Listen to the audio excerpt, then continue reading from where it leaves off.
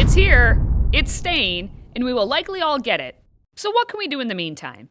Make sure you test positive for how you respond to the coronavirus. We are here to help each other out. I'm Katie Petrick, and this is Healthy Republic. It's been a week. It's been a week that feels to many like...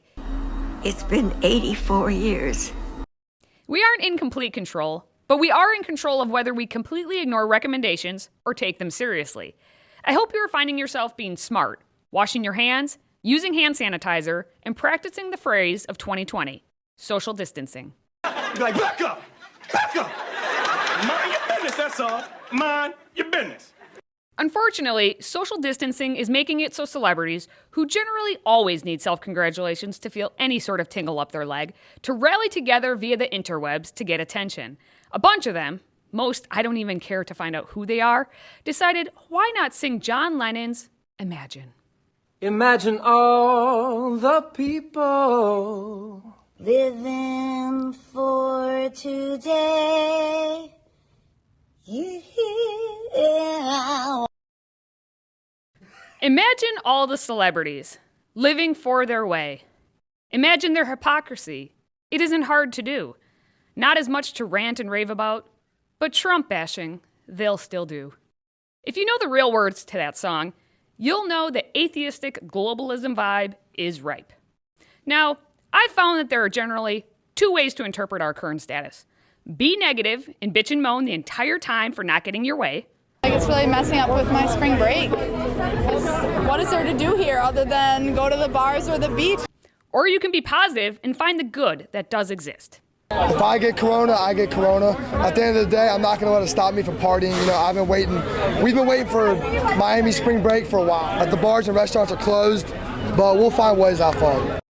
Okay, don't take that college kid's perspective, even if he is positive about his ability to party hardy. And then after that, you just drop in, you just ride the barrel and get pitted, so pitted.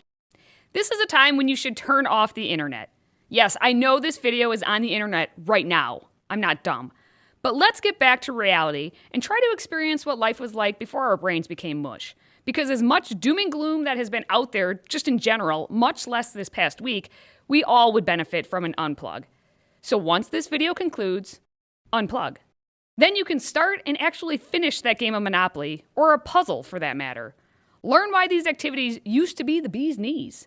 Read a book, a real book, while of course being careful for paper cuts. Do a few push-ups, jog in place, go for a walk, heck, eat a vegetable, or even spend a few minutes doing this.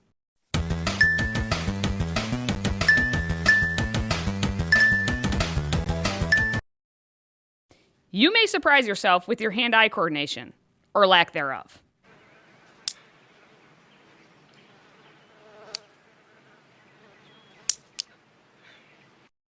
Most importantly, engage with one another. Not in the Netflix and chill style, because people already have the 9-month count on. Sorry I'm late. I was busy with some pigs in a blanket, if you know what I mean. And remember that those babies and your children are watching how you react in all of this. Take the opportunity to teach them about what you used to do as a kid to entertain yourself.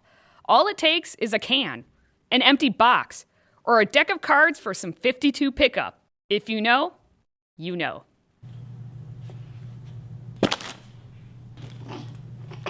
And please, please call your loved ones, especially those who are by themselves or who are quarantining themselves because they are too scared to even step outside. Let them know they are not alone. At the same time, don't let this quash your special moments. Just alter the plans. Bob and Nancy Shellard from Vernon, Connecticut, married 67 years. Nancy is also in a nursing home in isolation. So Bob made this sign, "I've loved you 67 years and still do." That's Nancy waving from the window. In fact, I challenge you and your kids to write a letter or make a card to send to someone who lives alone or is in a nursing home. This is a great activity and will brighten a dark day.